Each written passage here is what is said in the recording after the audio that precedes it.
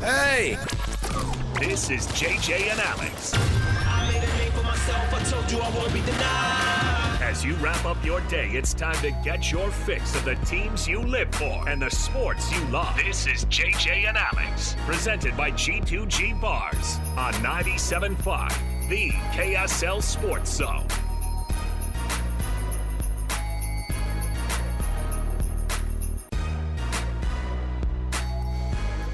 What's up, everybody? Welcome on into another edition of JJ and Alex right here, 97.5 the KSL Sports Zone. Alex, Kirry, Jeremiah Jensen.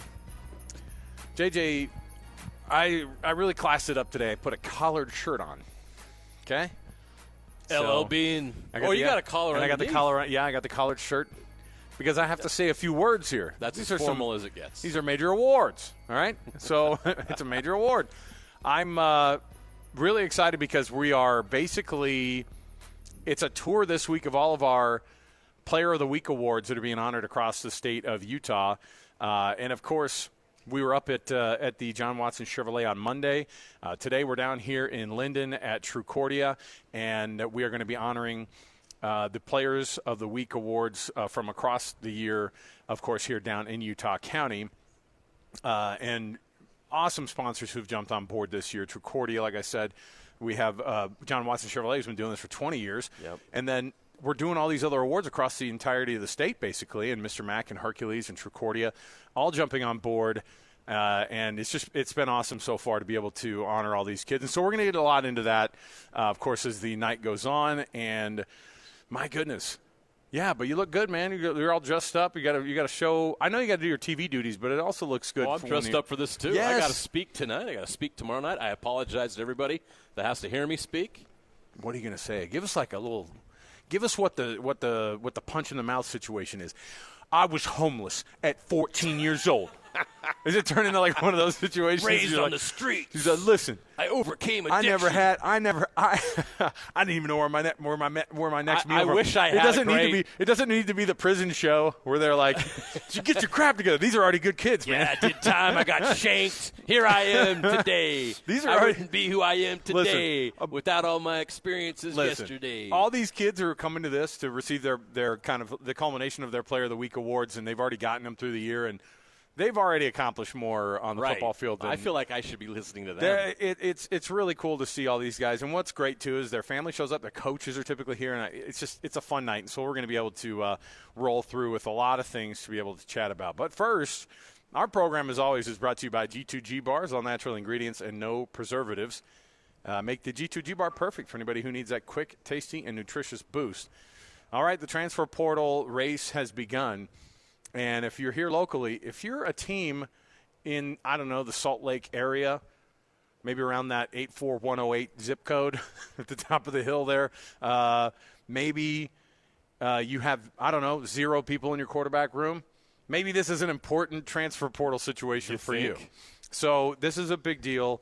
We're kicking off the show with the cut, as we always do here, and let's jump in right now and start talking about quarterbacks in the University of Utah and just overall transfer portal movements here. Let's get right to it. It's time for the biggest story of the day. This is what made the cut with JJ and Alex on 97.5, the KSL Sports Zone. And, of course, this portion of the cut brought to you by Trajan Wealth, TRAJAN Wealth.com. Trajan Wealth for all your local trusted financial needs. All right, Devin Dampier making it coming down to the wire, says he's going to be making a decision soon. And I don't know if it's totally set in stone, but it sounds like he's going to be making that move to Utah. Now, he is considered right now of the top 10 quarterbacks available in the and by the way, if you went into the transfer portal and you actually looked, I don't know how many quarterbacks there would be in there right now. I would assume it's 500 or so that are just – I don't know how many. If you've got 4,000 guys in the transfer portal, I feel like at least 100 of them are quarterbacks. And many of them are – Utah's one team and they have 3. Right. Think about all the other universities that have one or multiple quarterbacks in the portal. Everyone has. It's got to be in the triple digits on how many quarterbacks are in that. And so, you trying to make a name for yourself. Obviously, Devin Dampier's got an in because his offensive coordinator is coming to Utah. And obviously, Jason Beck can say, hey, look what we have here. And he is definitely one of those guys that they they are predicting that he's going to land at Utah. Now, what does that do? And he's rated as the 7th best quarterback in the transfer portal out of the guys that are there. So what does that mean for if they are trying to re-recruit Isaac Wilson and Devin Dampier's coming to Utah? Does that help in Isaac Wilson's ability to be able to say, hey, look, we want you to develop behind this guy? Or is it not going to help because you're basically telling him we're going to find this other guy and he's going to kind of be our de facto starter day one? Not going to help you one bit. Not going to help you at all. Why do you think all those guys went in the portal at Utah? You think if any of those 3 guys thought they had a shot to win the job next year, they'd be back? I can't tell you I know what's gone on behind closed doors and what conversations have been had, but you're going to go out and get a quarterback of that caliber that's going to go into his junior season, and you're going to give him NIL money, and his offensive coordinator's coming in. You see the writing on the wall. You know who's going to be starting next year. Even if you outwork that guy and outperform him in practice, you're going to have to outperform him so badly to win the job. It's impossible. So those guys left for a reason. And is it going to be easier to keep an Isaac Wilson around? No. Isaac wants to play. Isaac just played as a true freshman.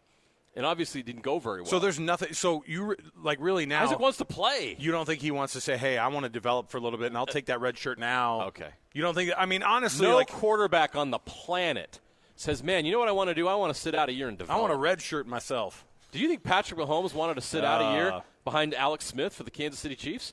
No, but he did it because that's what the situation was. Name one situation where any quarterback is happy with sitting out. Every single quarterback, no matter how good they are, thinks they're better than everybody else, and they want to go out there and play. They don't go to work, and they don't go to practice, and they don't do all the things they do just to sit and watch. Nobody likes holding a clipboard. Maybe some 10-year veteran in the NFL that likes the paycheck, but no college kid's going to want to sit there. That's why these guys are out the door, because they see the writing on the wall. They know that Dampier's coming in. So, we don't know, but everyone knows. You know what I mean? Wink, wink. Sure. So, no, that's not going to help the cause at all. Now, if Isaac Wilson goes out there in the portal and those opportunities and situations, let's say Ole Miss replacing Jackson Dart says, hey, Isaac, come down here and compete for the starting job. Plus, there's going to be a lot of teams that are going to tell him that anyway. And he's going to get excited about it, and he's going to like the opportunities because he has enough status and he's accomplished enough that I've told you this, there's teams and there's coordinators and there's quarterback coaches out there that think, okay, it didn't work out well for Utah, but I can help you. We're going to change this. We're going to get you right, and we're going to get you back to being the quarterback we know you can be, the kid you looked like at Corner Canyon, the 4-star kid. We're going to get you there, and we got an opportunity for you to win the starting job here. Come work with us. They're selling themselves. We at UC Davis, I don't know if you know this, we're going to be in the Mountain West in a couple of years. Oh wait, not as a football program. Hey, I don't know if you know about us. No offense to our friends at UC Davis, but if Isaac Wilson goes in the portal and there's no NIL money and the best opportunity is UC Davis, well, do you think it? Which is funny you bring that up because what was Sam Heward's situation? He went to UC Davis. No, he went to Cal Poly. Oh, Cal Poly, that's what it was. He was a 5-star. Yeah, out of high school. Legacy kid at Washington. His dad and uncle played at Washington. What happened? Sound familiar? What happened? Yeah, sound familiar? I'm telling you, I think that a lot of this is kind of fascinating to watch, and I know BYU fans are kind of they're creeping in they're coming out of the hedge like this, peeking out, going, "Did you say something about Isaac Wilson? Mm-hmm. Y'all got any more to that Isaac Wilson?" I'm telling you, all of this. Sure did like Zach. We'd like to have Isaac. Hey, it'd be pretty cool. I mean. And listen, everybody's already ready to bench Jake Retzlaff, and 2025 hasn't even started yet. Okay, you bring that up. Do you think BYU can sell what I just sold? No, they can't. No. And what you would have to tell them to sell anything to them is you're going to be in a quarterback competition to win the job, and it's going to be a true quarterback competition. But and are they going to have that 10 options, and he's not going to take the one where there's this quarterback competition where he's got to unseat a senior. So he wants to go. Happen. He wants to go play immediately at a Power 5 program, maybe make a mid-six figures out of the deal. That's all I'm asking. Just a starting job at the P4 level, mid-six figures while I work my way back into I don't know if he's going to have that luxury of being able to be so picky and choosy. We'll find out. It'll be really fascinating to watch where he lands. Would he be the kind of kid that goes, I don't like the idea of going to just a smaller school just to be like a Mountain West school just to be able to start. Go down to swap places with Devin Dampier, go to New Mexico. Not like that's happening. I'm just saying go to a small school, start, not a lot of NIL dollars available, but you're going to be playing, versus him saying, you know what, I'm gonna stay one more year at Utah. I'm gonna stay at Utah. I'm gonna ride this thing out. I'm gonna see how it happens, because I've got three more years to play and to prove myself to be able to go to the league. And that's a lot of time. I know the kids don't feel like there's a lot of time these days. Everything feels like I need it right now, right now, right now. But to me, I don't know. I love how we turned this into an Isaac Wilson conversation, because it is just as – Devin Dampier making that declaration that he's going to the portal and all the people reporting he's likely going to Utah, that's going to affect what Isaac Wilson's decision going forward is going to be. For good or bad, I don't know. I wonder what they want to see out of him. I wonder what Utah's pitch to him was, if they're going to try to re-recruit. I don't know. We don't know if Jason Beck has met with Isaac Wilson or Brandon Rose or Sam Heward. No idea. But it's pretty clear. I mean, we're not dumb. We can put this together without being in the room. What's going on right now? I get it. If Dampier comes here, the other guys, they're moving on. And Isaac has a tough decision to make. Will he have the kind of offers that he expects or hopes for? We'll see. Bottom line is these guys want to play. Don't think for 1 minute that any of these guys will be like, you know what, I'm okay to wait my time. I mean, did Steve Young love sitting behind Jim McMahon at BYU? No. Did Jim McMahon like sitting behind Gifford Nielsen No. and Mark Wilson? Yeah. No. Yeah, you want to play. And so these guys now in today's age, like back then, Jim McMahon would have left BYU and transferred if Mark Wilson beat him out for the starting job. Today, no.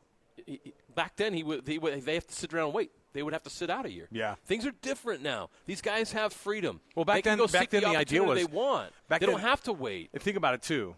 Back then the idea was, I won't actually be playing until I'm a junior or a senior anyway. That's how it works. That was actually the right way. I know, do it. and they had JV teams at these universities, that remember? Too. And like they were developing as my father-in-law played at BYU, and when he was a freshman, guess what he did? Played on that JV squad at BYU. I'm old enough to remember BYU JV taking on Rick's College. That's what I'm saying. And so then when you're that junior and senior, now you're ready. Hey, I can move in. There's a reason the Heisman Trophy wasn't given to anybody except for a junior or senior for decades until Johnny Manziel broke that seal. Tim Tebow. But you're going to see something that comes out of this. It's going to be nasty, because Utah's going to have to build up their quarterback room. Also, they're going to have to recruit guys probably out of the portal that they're just going to tell them straight up, like, yeah, come to the program, we'll develop you. We don't think you're going to be the starter, but come on over to – this is Utah, man. We're going to be Big 12. You're going to be in the Big 12. We can and I don't know how much eligibility does Devin Dampier have? He's going to be a junior. Left? He'll have 2 seasons. So he's going to have 2 seasons left. Yeah. That's the other thing. If you're Isaac Wilson – he played 2 years at New Mexico. You're Isaac Wilson, you're definitely gone. Like That's my point. There's just no way. He's only got 1 more year. This is not how it's going to work out for these guys. You bring in Dampier, the other guys are gone. Okay. And then if you're Utah – you're going to really struggle to get a second guy in the transfer portal if you even try. So you're going to be in a situation where it's Dampier or bust, because you're going to have true freshmen, 2 of them, that are on your roster after him. They're going to find a guy. I'm sure they will, because some guy's going to take that opportunity and that scholarship. But, man, it's tough in today's college football to keep your quarterback room stocked, because guys aren't going to sit around and wait. Guys are not going to sit around and wait anymore. They're going to hop in this portal and go do what we're seeing right now. And what we're seeing right now is insane.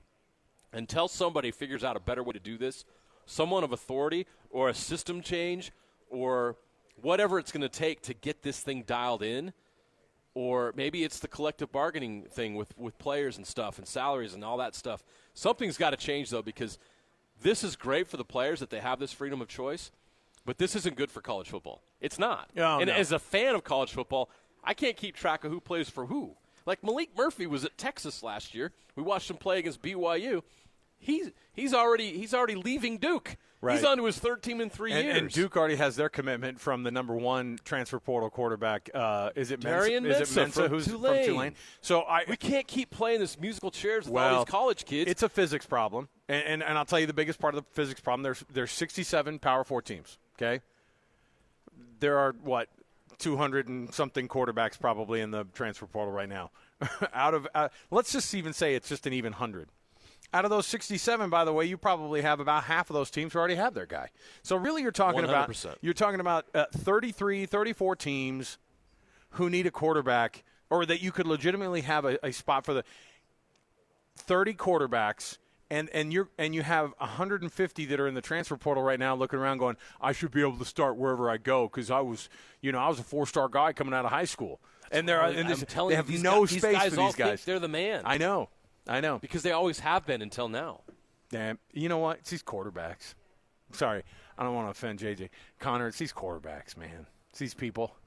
You guys get in the room, puff your chest out, have your headband on, have your Adidas headband on, show up in a limo with a beer in your hand. Sorry, those are all Jim McMahon examples. But I'm just telling you, with the addition of the transfer portal rules and the 105 on the roster, all those things, we've come to a perfect storm of the most people by a factor of 5, basically, into the transfer portal this year. And, of course, a ton of them are quarterbacks. And the good news for Utah is they might have already spoken – they might already have the guy who they're spoken for, which is Devin Dampier, who is a top 10 guy who is in the transfer portal right now for available quarterbacks. And that's a win. That's a big win for you. The rest of the quarterback room, I don't know how you build it up. I don't know how you ask kids to come here. I don't know how many developmental guys they have coming in. I don't know how many, You'll find a guy like Luke Batari, who's solid, who is a good guy in the locker room. JC transfer. Right. No ego. That's who that's going to be your backup quarterback, because that's the reality. No one's going to want to come in here knowing that they can't start, especially an upperclassman. No way that's going to happen. You're seeing freshmen leaving the roster. It's just obviously Isaac Wilson was a freshman, true freshman. That's not going to sit around and wait. None of these guys are. So this is the new reality. It's the new college football, and Utah is playing this game right now. And it's funny. Remember at the beginning of last year, we looked at quarterback situations in the Big 12, and it was like, Utah's in a great shape, man. They've got Cam Rising this year, and they'll have Isaac Wilson and Brandon Rose battle it out after that. And then you look at BYU, and BYU's quarterback room's no good. Well, guess whose quarterback room is looking pretty good right now? Well, I don't know. You got a returning junior starter in Jake Retzloff. Look, is Jake perfect? No. Wait, is he a senior next year, though? He'll be a senior next year. He's got one more year of eligibility. One more year. They've got, of course, they have. You look around and you're like, okay, we kind of feel pretty good about this. Now, does Jake still have some improvement to do? Of course. But you've got a guy that led you to a 10-win season coming back. You're in pretty good shape, BYU, and you've got some guys in that room that I think they like that aren't leaving. McKay Hillstead's not in the transfer portal. Noah Lugo's not in the transfer portal. Yeah, and Noah Lugo's a guy who goes, I will sit a couple of years and then be the guy. I'll totally play that role. When it's a senior instead of a sophomore or a junior, it's a little more appealing. But when next year's transfer portal opens up and you see names pop in, and, of course, the Cam Calhoun stuff, which we'll get into a little bit later as well, that hit everybody because it was just days after he had already said, I'm here, man. This is my place. Utah man am I. Oh yeah? My gosh. My goodness. And I can't blame these kids at all. I don't even – there's no room for me to criticize at all in all because this. Let's say, for instance, a competing radio station came to you, your contract's up, Alex, and they say, hey, we want to double your salary, but you got to leave. Well, that's kind of a risky proposition. So you're going to have to quit your job so you're a free agent so we can work with you. But when you do so, we'll double your salary. We'll give you twice of what KSL's giving you. And what are you going to do? I mean, we're all human beings, and we're all trying to make a living. You're gonna take the double of the pay raise. I get what Cam Calhoun's doing, and I understand Utah fans are upset and frustrated about it. Loyalty this and loyalty that. This is business, and you can't, as a fan, be hypocritical when you do the same thing at your job. You do the same thing. This is the reality. This is now a job for these guys. This is not about school. But I think part of the argument is too. Drop that. This is business. No These guys are high-level athletes, and they want to get paid. What was really important to me and my family was BYU added a medical school. That was really important to me. Right. You see that? Yeah, you want to be a doctor. Right. Sure. The other reason that we're loose about it is because in the same breath, you'll take a guy out of the transfer portal who left their school, and you're at it, and then suddenly you're the biggest fan of the transfer portal. It's the reason that Kyle Whittingham has had to take all this Utah with a grain of fans salt. are going to hate the transfer portal when it's officially announced that Devin Dampier is No. going to be your quarterback? They're watching Devin Dampier highlights, and they're seeing that guy throw for 2,700 yards and run for 1,100 yards? You're going to be like, oh, I love the transfer portal. I know. That's why Can we go get more quarterbacks? You can't criticize it at all because you're going to be relying on this. Now, somebody did point out, because a bunch of BYU players, as soon as Cam Calhoun said, I'm available, right? Yeah. A bunch of BYU guys were like, I don't know, come on down the road. Well, it's kind of funny that we'll get into it. Is that allowed? Can you do that? Welcome to 2024 college football. I mean, it used to go on behind the scenes anyway, but now it's open on Twitter and on social media.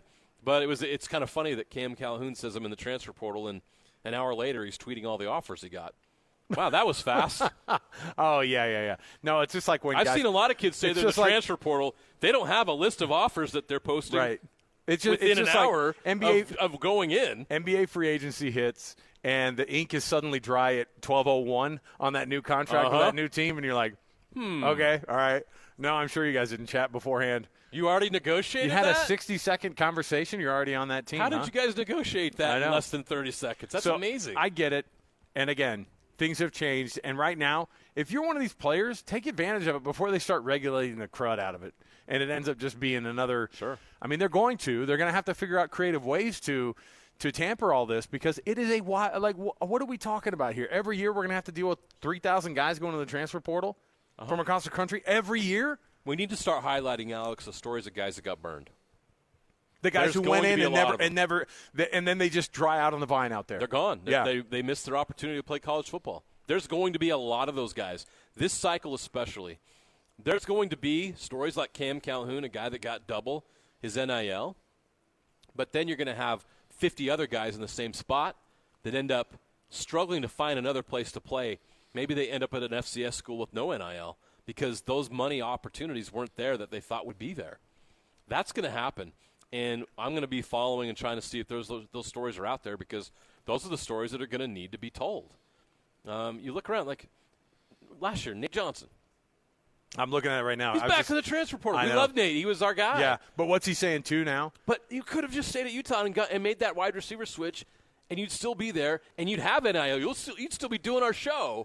Like opportunities like that. You go to Vanderbilt, well, nobody knows who you are, and you never played, and now you're looking for another home. And by the way, just as a side note, I'm open to playing other positions now. Oh. That's where you start reducing. You're on sale. You know what I mean? Like, you are absolutely at a discount price as these guys who hit the transfer portal, because you're kind of these damaged goods, right? The guy goes in. Isaac Wilson, you're going to be getting him for kind of pennies on the dollar compared to what he was coming out of high school. Am I wrong? When it comes to NIL, sure. I mean, and that's an unfortunate thing for him, because he was put in such a crap position to not really succeed. He's got a lot of bad tape. And the coaches and everybody's going to see it, and they'll be like, I don't know what we're not going to sit here and try to pretend what Isaac Wilson wants or what he's looking for. But that's hard. Starting over is hard in college football. And a lot of these kids, I don't know if I'm not talking about Isaac right here, because I know he's got the right people around him. But there's a lot of guys in college football that don't. And there's got a lot of college football players that are being taken advantage of here. And those stories are going to come out, and there's going to be a lot of stuff that's going to be like, oh, my gosh. There's a good part of this, opportunities for these kids to go get what they deserve and find the right place for them. I get that, and I applaud their ability to do that. But there's going to be some cautionary tales that we learn about of guys that got taken advantage of, whether it was a family member or an agent or whatever, or even other coaches around the country that promised some things that they didn't. I mean, look at Cooper Legas didn't get paid by Tulsa. Yeah, and then guess what he did? Season comes to an end, the story comes out, he didn't get a dime that he was promised. Right, but you know what? But you know what Cooper Legas also did is he put out some pretty decent tape this year. So he could roll up to somebody and be like, fine, I'm going to go over here. Well, he's done. He's done. Wait. So how much did they say that they offered him? Or how much did they – I don't have it in front of me. Is this the UNLV quarterback situation too? Is that what we're seeing? Is the same exact thing? He played basically? through the season. It's similar, yes. Very similar. Just never saw the payments that some assistant told him, and then the head coach was like, I didn't actually make that promise myself. That's bonkers to me. That's crazy to me. Yeah, false promises. False promises of NIL payments. Well, listen, if Tulsa's the one making those promises, just assume it might not be coming. But it's not just that. It's Tulsa. There are a handful of other The schools. IRS is going to get involved in this. Oh, for sure. The feds are going to get involved in Absolutely. this stuff. Absolutely. That's what we're going with here. It's pretty nuts. All right. Stay with us, 97.5 The KSL Sports Zone. Your home for the best coverage of the Jazz, Utes, and Cougars is right here on The Zone. This is JJ and Alex, presented by G2G Bars on 97.5, the KSL Sports Zone.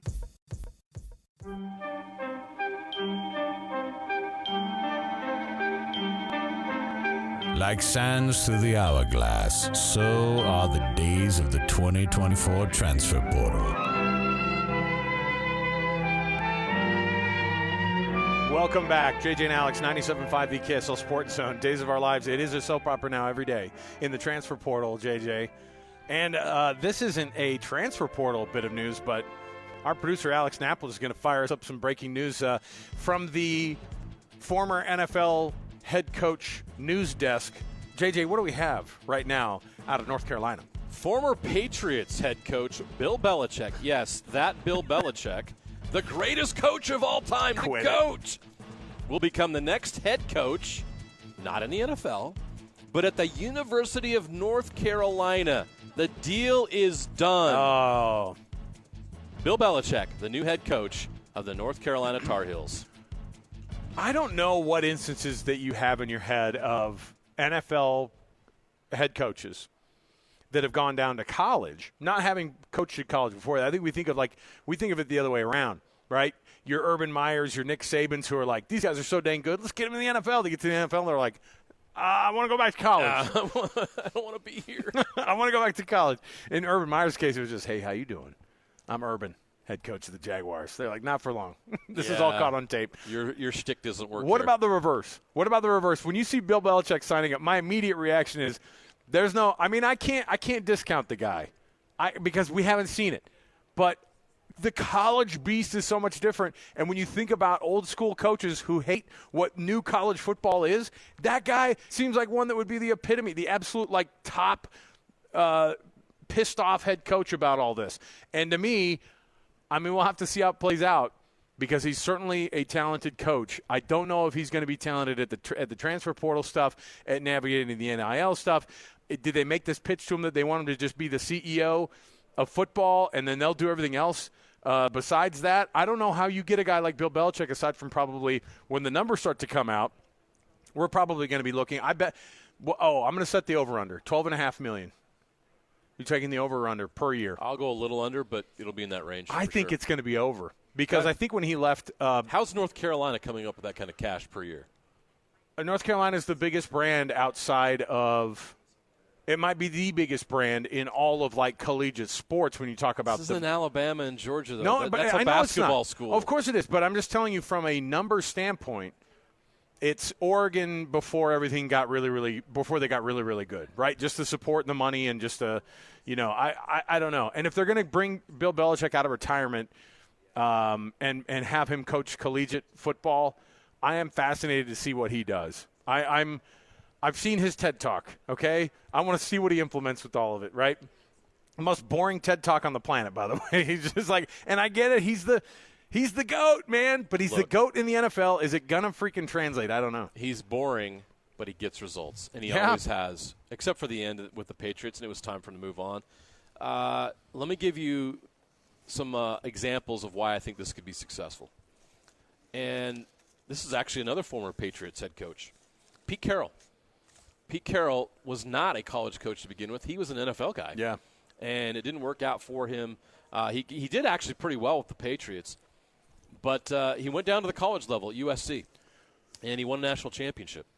And he coached Heisman Trophy winners. Yes. And they Multiple. did really well. Yeah. Obviously, they broke some rules along the way. What? But but the funny thing is, the rules they broke then would not be broken today. And they just did it. They were innovators. They did it 20 years too early. Another coach I'll give you an example of, Coach Prime. How much recruiting trips do you think Coach Prime goes on? Yeah, the answer is zero. I get it. Because these guys want to play for a legend. And so Bill Belichick is not going to have to go out there on the recruiting grind. If he hires the right staff, they will do that for him. He'll be the CEO, as you mentioned. He'll be the Coach Prime. And I believe he can be very successful if he does that. Because when it comes to X's and O's, when it comes to teaching the game of football, you're not going to find anybody better because he truly is the GOAT. He won consistently for 2 decades with the Patriots for a reason. Yes, did he have great players? Sure. But he has the ability to do it on the field with the X's and O's, and if he gets the right people around him, I think it could be a smashing success. Bill Belichick, the new head coach at North Carolina, why not? We're in the transfer portal world. We're on all these weird stuff going on. Like, why not? Give it a shot. Let's go. Could you imagine somebody coming into Bill Belichick's office and going, I want more money, coach? No.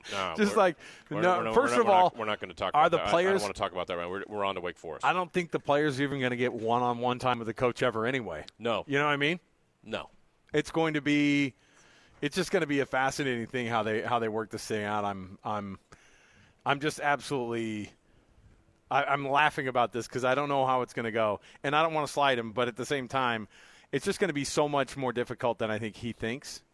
And these are smart people. So North Carolina is a smart institution. Bill Belichick's a smart guy, and I don't know if this is going to be something that is a crazy, wild experiment. And by the way, the difference between Pete Carroll and Bill Belichick is Pete Carroll's a total rah-rah guy. He felt like a college coach. You know what I mean? In a lot of ways, he was able to very personable, right? Very affable, great personality, and he funny guy. And think about like now that guy's Dan Campbell in the league. Like, players coach, right. Rah dude, inspires these guys. You love these motivational speeches. He's like a boisterous personality, and Pete Carroll was able to bring that from USC and take it to Seattle, and it was successful in Seattle. Not a lot of people can do that. Yeah. Can Bill Belichick reverse engineer what we're talking about here, go from the NFL level and his straightforward business approach of managing these guys and helping them be really, really good pros, and can he take it to the collegiate level? I don't know. I don't know if this is a win yet for North Carolina. All right, we'll take a break. We'll come back. We've got more to go right here in Linden at Trucordia. We're hosting, of course, the Player of the Week Awards that we've been expanding across the state of Utah. It's gotten bigger than ever right here. So come right back. We've got tons to jump into. 97.5 the KSL Sports Zone. Listen, everybody. Real-life hypotheticals to get your brain churning. As JJ and Alex ask, would you rather?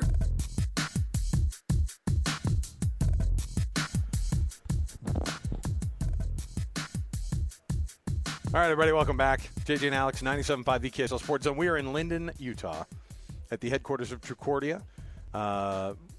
And Trucordia is an insurance provider here in not just Utah, but across 40 states in the country. And they insure everything. And they're also hosting tonight in this beautiful space of theirs at this beautiful building in Linden, just west of the freeway, where we're going to be honoring all of the recipients this year of the Utah County edition of the Player of the Week Awards.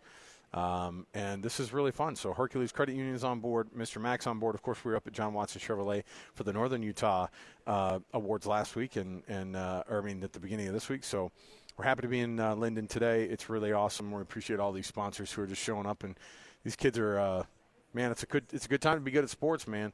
It's people are honoring you like crazy, and we're happy to be a part of that. Yep. Okay, would you rather? So Bill Belichick just got named the UNC head coach. Would you rather be the greatest of all time NFL coach, but then your legacy fizzles at North Carolina? Because there's a real risk of that.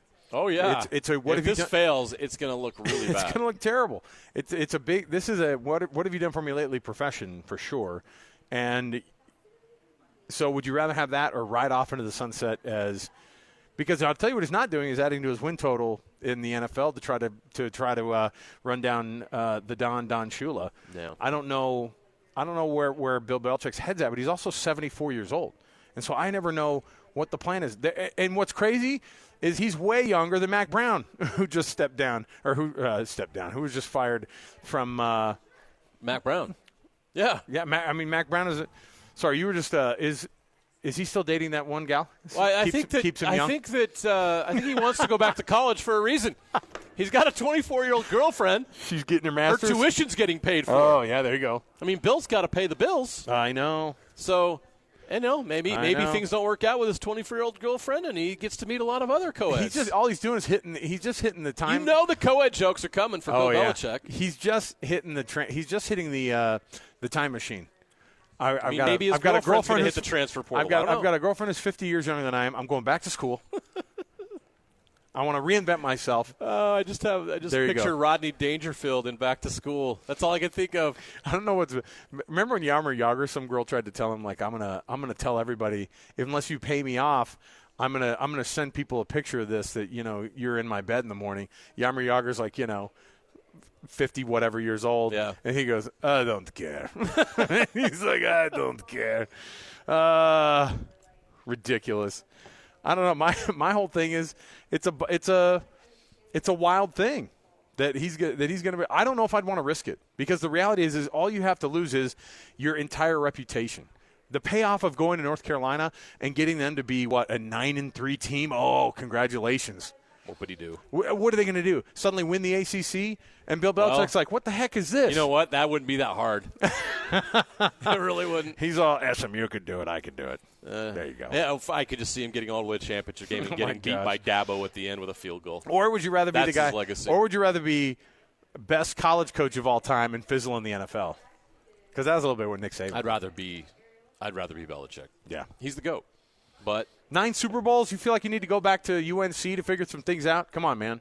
I think he just forgot how old he was. Anything to feel young again. There you go. All right. I swear we're going to play this. Tuition's expensive these days. Especially at UNC, man. Yeah. Really expensive. She's going to get a quality education. Hey, you can join us on Friday, by the way. We're going to be at the Shops at Southtown in Sandy. We've got our hockey roundtable we're going to be doing down there, focusing a lot on our Utah Hockey Club and much more. Find the perfect gift this holiday season at the Shops at Southtown. That's where we're going to be on Friday, 3 to 6 during our program. All right, We'll take a break in just a moment here. We want to be able to make sure everybody understands one of the great sponsors of this program, of these high school kids being honored at the Player of the Week Awards, here brought to you by the KSL Sports Zone and KSL Sports, is just the ability to be able to be rubbing shoulders with these kids who just, they put it all out there. They have phenomenal seasons. They do a great job. They've got bright futures. And Mr. Mack is right there with them. Mr. Mack is donating $100 gift cards to all of the winners of these awards that are going to be showing up tonight. And, of course, Mr. Mack's been suiting up Utah for 60 years. 3rd and 4th generation family-owned company. You know what Mr. Mack does.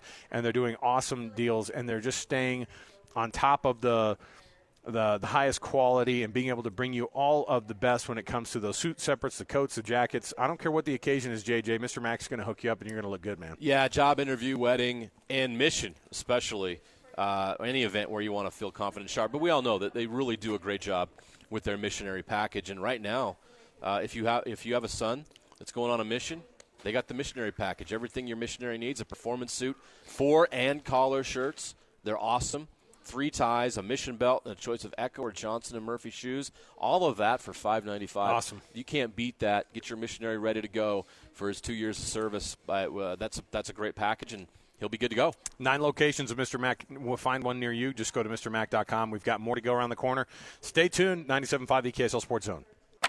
Accessing. When TV and radio collide. Love it. Wow. This is what you get. You're listening to JJ and Alex. Presented by G2G Bars. Don't touch that dial. On 97.5, the KSL Sports Zone. All right, everybody, welcome back. JJ and Alex, 97.5 the KSL Sports Zone. We are live in Linden, Utah at the Tricordia headquarters. And this is where we are playing host tonight to all of the KSL Sports Zone Player of the Week Awards hosted here at Tricordia. Your sponsors, Mr. Mack and Hercules Credit Union. Awesome to be able to honor these student athletes here and these prep athletes in the state of Utah. So we're having a good time down here. And JJ is going to – are you the guest speaker? Here's what's great. That's disappointing. I'm sorry to everybody. I apologize in advance. No, come on. Stop it. I get to introduce Jake Hatch, and then Jake Hatch introduces you. So I'm like 2 degrees separated from you from the introducing. Well, so I think it's important that they're starting with you. They're doing it right. I'm not going to go up there and and pull a rabbit out of the hat. You know, I'm not going to do some jokes and dance up there. But I'm just, it's uncomfortable. It is. Look, I'm all for it, though. I'm boring. They're not going to like it. Oh, don't you. JJ's not boring. He turns it on. All right? Hey, am I looking at this over here? We have a breaking news situation. Hey, we need to hear a sounder. Alex Napolis, let's hit the old breaking sounder. I feel like we're doing this a lot, just one segment to the last and to the next. The transfer portal. JJ from the transfer portal breaking news desk. What do you have over there for me? Big news. Devin Dampier, former New Mexico quarterback who entered his name in the transfer portal, has made his college decision. Dampier is transferring to the University of Utah. There you go. Devin Dampier is a Ute. A Utah man official. is he. It's you can't put that on your announcement, though, considering that Cam Calhoun did that like 4 seconds ago and then ended up not being a Utah man. You know what I would have done? Utah man am I? And then in parentheses, no, really. That's what I would have put underneath it. Like, for sure, for reals. I'm signed. Not lying. It's done. Not lying like other people we've heard of. So, big pickup. In terms of what his production was at New Mexico, he was absolutely dynamic. But, you can say threw for 2,700 yards and ran for another almost 1,200. Was responsible for 40-something touchdowns by himself. Insane. If you watch his film and you're a Utah fan, you're like, oh. Right. But I think that the bigger deal is that you're bringing his system with him with Jason Beck, right? Yeah. I mean, you're essentially and I don't know what do we know what the status is of Elijah Sanders? Is he going to end up being JJ just gave me the shruggy. I don't know. I don't know. Maybe they'll come in. Hey, the way the show's going so far, by the end of today, we're going to be playing that breaking news sounder for another announcement. Does that Wysong kid want to catch passes from Dampier still? Oh man, but okay, bring him on up. Let me just tell you how wild this is. New Mexico has been an abysmal program the last little while. This last year, when Bronco and his guys got there, and of course they had a terrible defense. Bronco comes in and they have a terrible defense. They were the number 4 offense in the country. Isn't that crazy? And I know it's New Mexico and I know it's the Mountain West. Who cares? They're putting up numbers, man. Yeah. They're putting up numbers. So Utah fans should be pretty excited because in a day where things could get pretty depressing, I hope that Utah fans are getting on there and they're seeing this and they're looking at this and going, okay, that's a good deal. Let's hope that this thing works out. Let's hope that, you think about how bad the luck has been over the past couple of years, and you look at how just even after a season, it looks like it's not working out with a 4-star guy, a big name, a legacy name up at the University of Utah in Isaac Wilson, and then suddenly, kind of funny how a year goes by, and Utah, if you would have said at the beginning of last year, hey, you know what, maybe they'll be lucky enough to get that Devin Dampier kid out of New Mexico. It's like, yeah, right, New Mexico? Right. Come on, man. Why are we and now, doing that? He's one of the best gets that you could have gotten out of the transfer portal. That's no question for Utah. It's been a rough week for Utah fans. And I think it was really frustrating for a lot of Utah fans yesterday watching the AJ Dybantsa thing and seeing how much attention BYU got, and for good reason.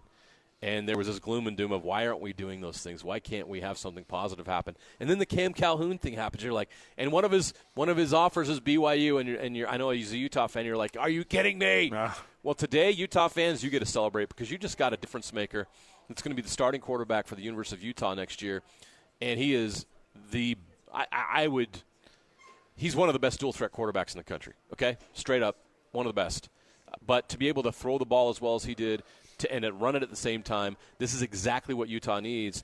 You take what he does in Jason Beck's offense, you surround him with a guy like Spencer Fano in that offensive line, and you go load up your running back room again, and you give him some receivers to throw the ball to and some tight ends, and that offense is going to finally be complementary to that outstanding defense, which is one of the best in the country.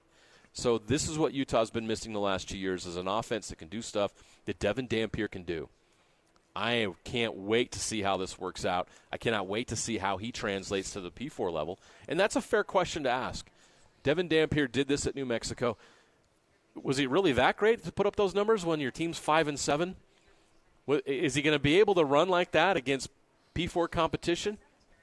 Well, if you watch the Arizona game, the answer is very much yes. Well, 3 weeks ago, I think you and I were watching it when it was happening live, but I don't remember who I was watching it with. Maybe it was with Hatch when we were doing our pregame for BYU. But it was crazy because New Mexico. First of all, New Mexico got into a lot of shootouts this year. Yes, including up at Utah State, right when they won 50-45. But they got into a shootout with one of the best getting into a shootout teams in the country in Washington State, and a Washington State team that won either 10 or 11 games this year. And Washington State, they're playing Washington State, and they're the ones who win that game. They outshoot one of the widespread, and by the way, the offensive coordinator that everybody was trying to get up there, Ben Arbuckle, right? I mean, yeah. Utah State fans know how good this kid is. He went into Logan and won. Yeah.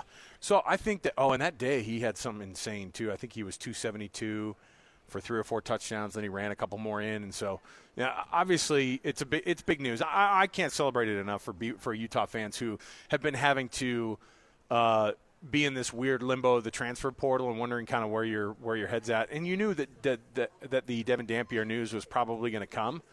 But now to make it official, that's a big sigh of relief. And we're going to have Steve Bartle coming up next hour. That'll obviously be something that we can bring up and chat with him about, our Ute Insider for KSLSports.com. All right. Isn't that fun? We get to start off basically every segment now, I feel like, with breaking news. We have 2 big stories that broke today. We got to keep it rolling. I want even if you've got some manufactured news, we can bring up as breaking news. We love to do it. All right, let's kick off the show officially. Our program brought to you by G2G Bars. All natural ingredients and no preservatives make the G2G Bar perfect for anybody who needs that quick, tasty, and nutritious boost. And let's kick off the hour with the cut, as we always do. Let's do it right now. It's time for the biggest story of the day. This is what made the cut with JJ and Alex on 97.5, the KSL Sports Zone. And, guess what? Guess where we are? This is Doug Smith country down here. I mean, we're an exit away, and we're just across the freeway from the brand-new location of the Kia dealership. But Doug Smith, an amazing selection of Kia, Subaru, Chevy, Jeep, Dodge, or Ram, and now Mitsubishi. The Doug Smith Mitsubishi there in American Fork. You don't want to miss any of the great deals going on in Doug Smith, and nobody knows cars like Doug. All right. JJ, of all the things that could have happened today and of all the things that have gone down, one of the things that the Big 12 did is CBS Sports put together a grading of teams across the Big 12 conference. Okay? Before you look at them, okay, I know that I haven't seen them. We may have had a couple in here and there that we may have been texting back and forth with, but I'm going to ask you a program, and then you tell me a grade, and then we'll talk about what the real grade ended up being. Okay. Let's just go alphabetical. What a difference a year makes. University of Arizona, your grade for Arizona. F. Pretty close. 2-7 in conference, 4-8 overall. They had 2 of the best players in the conference, and they stunk. Yeah, and they lost that last week by 7 touchdowns. It was embarrassing. That's never good. Or 6 touchdowns. To your rival, pathetic. You have that kind of talent, and you struggle. They got a D, according to CBS Sports. That's kind. That's like one of those teachers that just goes, I'm still going to let your son pass, okay? I'll let him go through. Since we're down here in the A's, how about Arizona State? A++? Yeah. The answer is an A+. One of the best stories in college football this year. Got to give him credit. How about I would really actually say might be one of the best, and maybe this is hyperbole, but I've never seen expectations be so low for a team and them to have them perform. They are the number 4 seed in the college football playoff. They're the number 4 seed in the college football playoff after we thought they were going to finish 16th in the Big 12. And frankly, we were going to say that they could maybe get to being at a good level in 5 or 6 years. And even then, it's just such a difficult league. You'll probably not get there. And they are achieving some insane. And by the way, I could see them winning a quarterfinal game, right? You could see them winning one of those games and surprising. They've surprised everybody this year. How about Baylor?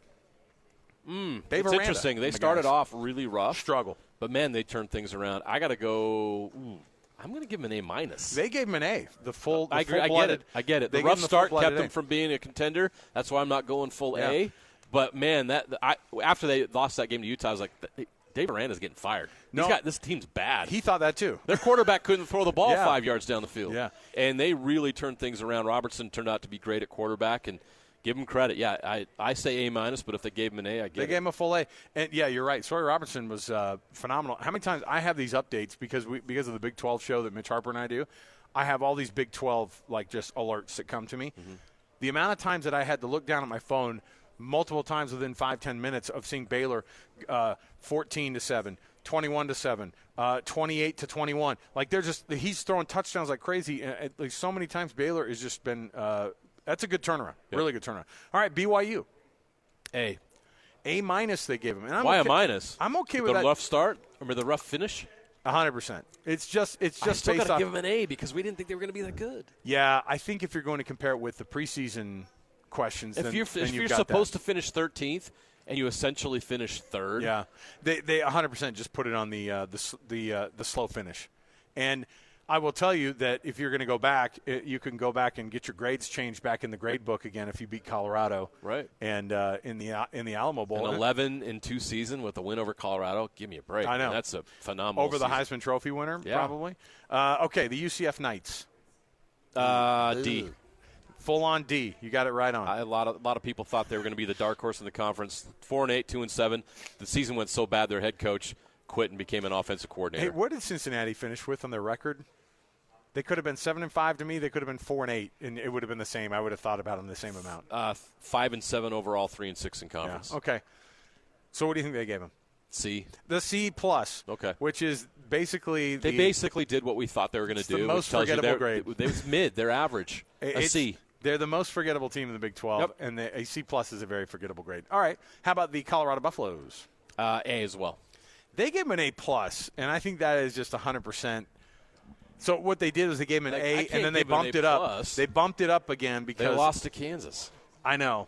They're doing it because They they're lost like, to look at the Nebraska. year that you had based off of what you thought it was going to be over-under-wise, and then throw the fact that you're probably going to get the Heisman Trophy winner, and then Shadur Sanders. Like you've got two bona fides who are on that roster who I think make they deserve an A for sure. Yeah. A plus is what they gave him just because everybody loves – all these media outlets love him. How about Houston? B minus. They did get a B minus. Okay. Right on, I brother. nailed So it. you're starting Okay. to figure this out, Yeah. right? But Willie Fritz, I mean, he comes in and inherits a disaster. They're bad. And everyone expected that. Frankly, in my poll, I had them below Arizona State at the beginning of the year because Agree. Houston is just one of these places that just can't get out of its own way. They in had a the lot- worst in a lot of offense in the cases. country. Yeah. How did they win 4 games with that offense? And you look at some of the wins they got. They beat Utah. They beat Iowa State, right? Right. They were 3-6 in conference play. Everybody expected them to win maybe 1 in conference. So that's fine for them in terms of expectations. They get a B minus. Iowa State. B plus. So they got a better grade than BYU. They got an A. They got the full-blooded A. And I guess if you were just going to look at it and say, hey, they were in the conference championship game. That is a lot. And by the way, Matt Campbell, did you see this today? He just got signed up for another got 8 years of an extension there. He's great. And I would say that's a massive. That's That's huge for the Big 12. A B plus, probably. I probably went a little too low. They had the first 10-win season in program history. Yeah, and you know, so I get the A. The thing was, they kind of had the same type of end of the year that BYU did. Yeah, and Kansas State, frankly, I mean, they beat Kansas State, but you didn't feel like this Iowa State team at the end has just been humming. I on don't all feel like cylinders. you had the 2 best teams in the conference championship. We game. felt like they were going to get blown out in the conference championship game, and it's exactly what happened. They were way outmatched, and you talk about the team effort that Arizona State's doing right now. Okay, Kansas. Now it's D weird. plus. Weird, right? So they gave him a C, a full C, and I think that's okay because you think about the quality of wins that they did get this year. I know that they struggled that last game. If they would have gone 6-6, we probably would have given them a B plus just because of the wins that they had. But to start things off, to have so many close games and to not win basically any of them, that was bad for Lance Leipold. But they pulled it out, man, and Kansas got a lot of respect by the end of the year. I would give a C to a team in this conference that did exactly what everyone thought they were. Kansas underachieved this year. Yes, they bounced back and had some nice wins. BYU being one of them. That's a good argument. But they started the season, 1-5, 1-6? They couldn't win close games. Yep. And at the end of the season, they were picked to be one of the top 5 teams in the conference. They're not going to a bowl game. Okay. So I'm sorry, I can't give you a C. I got to give you a D plus. Kansas State. That's an interesting one, right? 8-4. C minus. So they gave him a C, just the full 2.0 C. All right, and again, 8-4. Everybody expected you to be more like 10-2. They overhyped their young quarterback. Yeah. He wasn't that Avery Johnson good. wasn't there yet. Yep. And I think that they could have college football playoff designs on the horizon for them if they can figure him out a little bit. That's a team that's going to come back and get a lot of pub going into next season because I think that they're going to have a lot of returning talent. But we'll see. Oklahoma State, any guesses on Oklahoma State? An F minus? They don't do the F minus. It's not a real thing because an F is already a 0. All right? Well, then it's an F. It that is was an F. awful. That was just absolutely atrocious. So The Cowboys went from the Big 12 favorite, preseason favorite, and a projected 10 wins by Vegas. Vegas was the only team that was projected for 10. Everybody else, like Utah and I think Kansas State, were both 9.5. Right.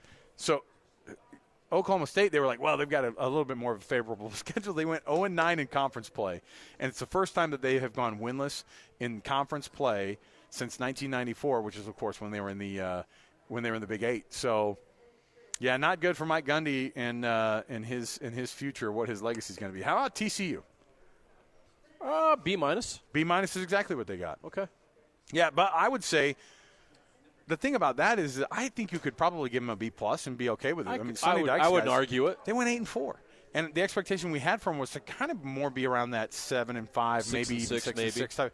And that would have been a bounce back after a rough year last year. TCU and Baylor, because people wrote them off so early, they got sneaky good by the end. And I think Josh Hoover is one of these guys who I don't know how much eligibility he has left, but I think that he was able to cover up a lot of their problems they just scored. They did a lot. Texas Tech. Tech. Got a good quarterback, you're okay. How about Texas Tech? What'd they finish in conference play? 6-3. B. They got a B+. Okay. And again, they were actually picked to kind of be in that middle of the conference. And guess where they finished? Kind of the upper middle of the conference. 7th. They finished right. It was tied. They were among the 6-3 teams, which was that second tier of teams in the conference. Okay, last two here. I'm going to go West Virginia first, and then I'll do Utah. What do you have for West Virginia? C. They gave him a D+. That's rough. Yeah, it is. They did fire their coach, but they wanted to fire him last year. I know. They had a rough beginning of the season. They had close wins, and they actually started off conference play very strong, and they petered out. So they're going to a bowl game, so I can't really hammer them that bad. Every ranked opponent they've played in the last 4 seasons, they've lost to. Right. They're 0-10 against their last 10 ranked opponents, so that's not good. And then, of course, they closed out the year by getting blown out 52-15. That was enough for them. So D+ is what they gave them. And then finally, the Utah Utes. F. You know what? I don't know how, but they compared to the expectations, I think the F should be. Well, you have to right factor that in. However, they gave him a D-. They're very kind. Oh my gosh, a D-. I passed. 7 straight losses. Just offensively, they were a disaster. Your offensive coordinator leaves midseason. Yeah, that's an F season to me. So bowl game. It was awful. It was an F. Here was the reason that they said they didn't put him as an F. They gave him the D- because it says the reason that they're not getting a full-on F is the fact that they had so many injuries that are out of their power. And I get it. They had that last year and went 8-4. I'm sorry, it's not an excuse. They went 8-5 last year. Gosh, you'd be a tough include teacher. The bowl game. You'd be a tough teacher. You know what? Maybe I would give them D- because I did like their defense. I thought their defense was good. And Spencer Fano was nearly an All-American. Yeah, you're the teacher that I'm emailing. I'm like, hey, could he get a little extra time on this? You'd be like, nope, no exceptions.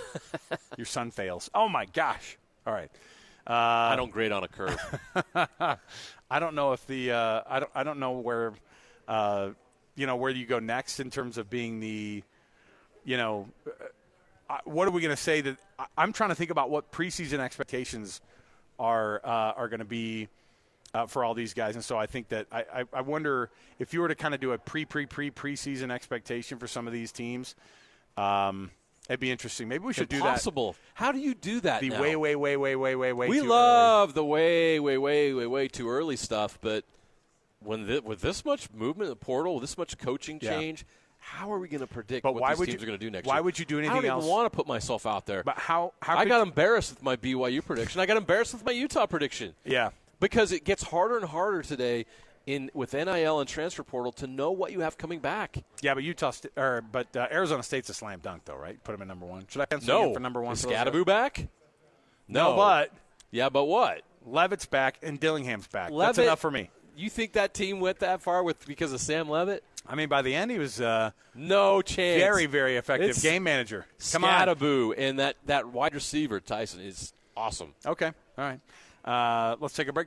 Did you just point out more breaking news? Yes. To me?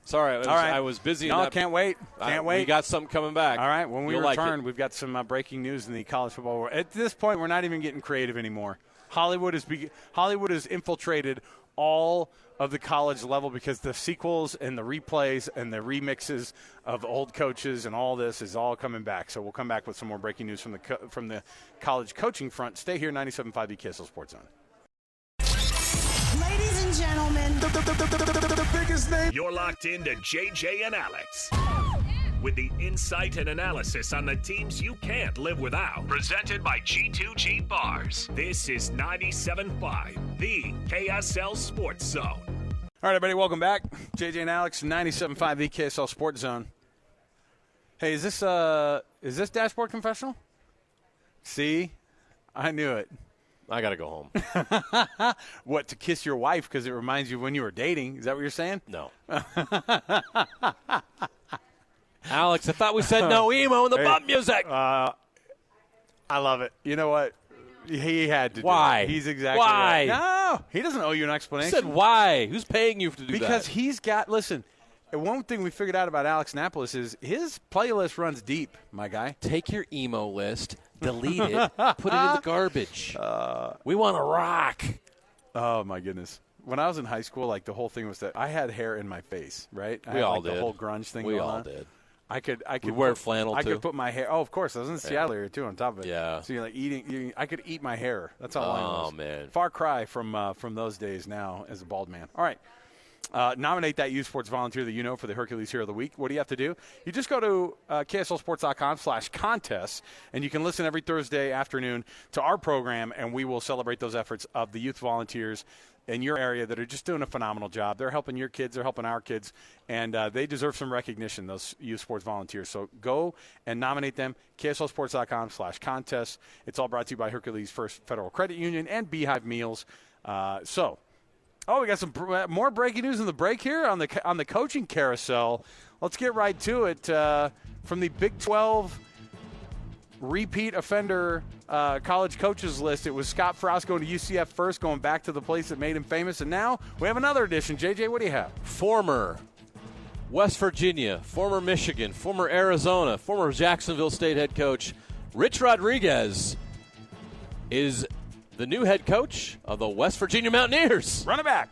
The circle is complete. Don't you love it, too? Because you know there's some donor out there who's like, I could text Rich Rod right now and see if he'd be available. Like you know what I mean? Exactly what happened. And then it's like, Coach, remember the good times? Because, look, he remember the lawsuit that happened the last time he left West Virginia? Time heals all wounds, I guess. I guess bring back Bob Hutchins as the head basketball coach, too. Bob Huggins? Or Huggins, yeah. Bring back old Bob. Bring back the DUI machine. Oh, my gosh. Is he still with us? If he's not, he's one hot dog away. I bet his liver's not still with us. I'll tell you right now, there are a lot of programs that are like, okay, how long can we wait till we hire Bob Huggins because he wins, and he really does. Oh, you know it. He really does. You know, a lot of people wanted to hire Bobby Knight, after he left Indiana. But Rich Rod is a guy who can. Texas Tech did. He already knows what it takes to win there in West Virginia, and if he can run it back, then fine. And by the way, in terms of good coaches that have come back to the Big 12, Scott Frost, good coach. Rich Rod, good coach, and all it's just going to do is make our lives more fun during the Big 12 media days in the summertime, man. That's going to be good times. Hey, Coach, what have you been doing since, this whole thing last time we, What is that smell? Excuse you. Oh, my goodness. Scott Frost. Yeah, I'm just going to. Rich Rod was pretty good at Pac-12 media days. I'm going to bring back I'm going to bring another national championship to Central Florida. Yeah, to right. UCF, says Scott Frost. Why not? Hey, I mean, these boosters and these people want to go back. You saw it at Utah State, as we remember. Gary Anderson went back with a second stint with Utah State. So, all these teams want to win, and all these people have these special moments because these coaches brought them wins, and they want to relive those moments. And sometimes they think they can literally hire the coach and bring them back to bring those moments back. It doesn't always work out that well. It didn't work out that well at Utah State. Don't know how many places it actually has worked out very well the second time around, but West Virginia's going to give it a shot. Geno Smith was Rich Rod's QB, right? Wasn't he? I think so. Does he have eligibility left? Run it back. I think he's pretty comfortable as a starting quarterback for the Seahawks. Just think about it. All right. So, interesting article today that Sports Illustrated put out about the about the background of AJ Dybantsa signing with BYU. By the way, we're shocked here, right? We're like, holy cow, can you believe BYU landed the number 1 high school recruit in the country? That's crazy. The rest of the country is like doing quadruple takes. They're kind of mad about it. They are. It's because it's like, you don't belong with it. Listen, this is the ACC basketball you don't mess with. You know who built UNC basketball. Who do y'all have in your history? The baseball player guy. What's his name? Danny Ainge, whatever. I mean, my goodness. You guys don't deserve this. It does have a feel of you don't belong in this club of landing such big recruits, right? Yeah. And that's why this is such a big story. Well, here's why it's an even bigger story, because AJ Dybantsa, I think we just all assumed, hey, BYU threw in an extra $1 million on top of what everybody else had offered, right? That's how you win him. Now, money is definitely an issue, but according to his agent, all the schools offered the same amount, the final schools that were in the running. Alabama, North Carolina, and BYU all offered the same $5 million, reportedly $5 million. Are you hearing me right? Yeah. $5 million to a BYU one-and-done basketball player, okay? And the thing that made it happen, and the reason why people are incensed is because North Carolina, their PowerPoint presentation is pretty dang good. You know what I mean? Like if you're pitching a kid to go to North Carolina. Except, did you hear the detail here? They misspelled his name? No, they told him.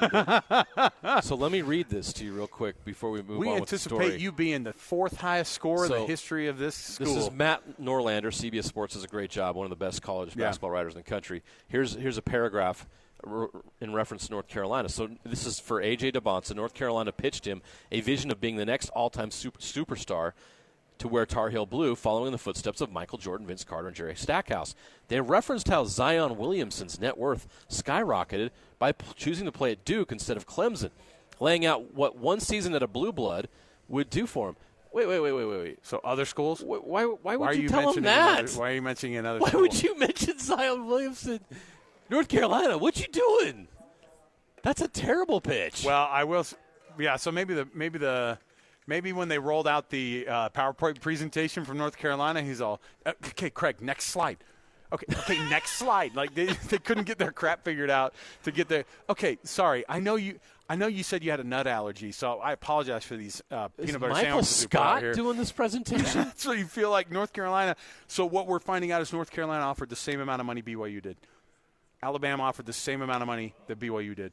BYU won this pitch to AJ Dybantsa, which, by the way, we are also finding out that he actually signed his letter of intent the 20th. So wow. We're talking 2 weeks ago, essentially. So North Carolina and Alabama are real big fans of that now. And then they kept – good for BYU for keeping it under their hat for that amount of time, right? That was the scoop of the year, and nobody knew. That's pretty impressive. They were able to keep that on lock. Way to keep it buttoned up.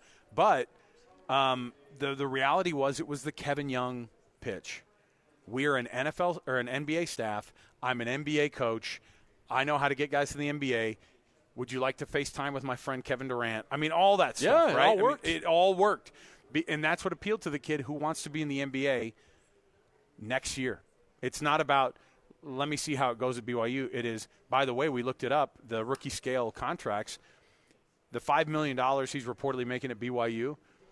First of all, it makes him the highest.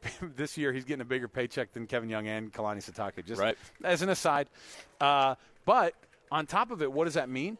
This is a guy who's coming in, and all that money is on there, and that's what what did we decide? It was 7th right between, or 8th pick. It was in the right draft. between the 7th or 8th pick. We'll make around $5 million next year. That's what the rookie scale is. He's getting 7th overall pick money today. He's getting NBA lottery money as a freshman at BYU. Today.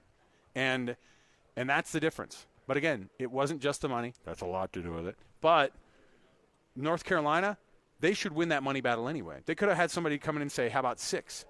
But it wasn't about that. They lost it because Alabama could win that money battle. Of course. But instead, what did they do? Kansas. The family liked the pitch that BYU delivered. And you know what? He also gave credit to the crowd at LaVell Edwards Stadium, Marriott Center. They made him feel welcome. They made him feel at home. They made him feel wanted. And so you combine all of that together, and everybody involved did a great job bringing him here. And can't wait to see how it all shapes out in his 1 year at BYU. We'll take a break. We'll come back. We've got more that we're going to break down. We might have more breaking news. No. It's been a crazy day. Why are you making Alex hit the breaking news button every 10 minutes? Come on, man. Although I love it. There's part of me that really loves it. It's awesome. All right, we'll take that break. We'll come back. We've got more to go. 97.5 BKSL Sports Zone. Your home for the best coverage of the Jazz, Utes, and Cougars is right here on The Zone. This is JJ and Alex, presented by G2G Bars on 97.5, the KSL Sports Zone. Oh, our producer Alex Napolis with range. Dashboard confessionals 20 minutes ago. Jackson 5 now. That is crazy. This is for Rich Rod. I'm telling you, the more things change, the more they stay the same. So the breaking news today from the coaching standpoint. So one thing, Devin Dampier's coming to Utah. That's official. It's done.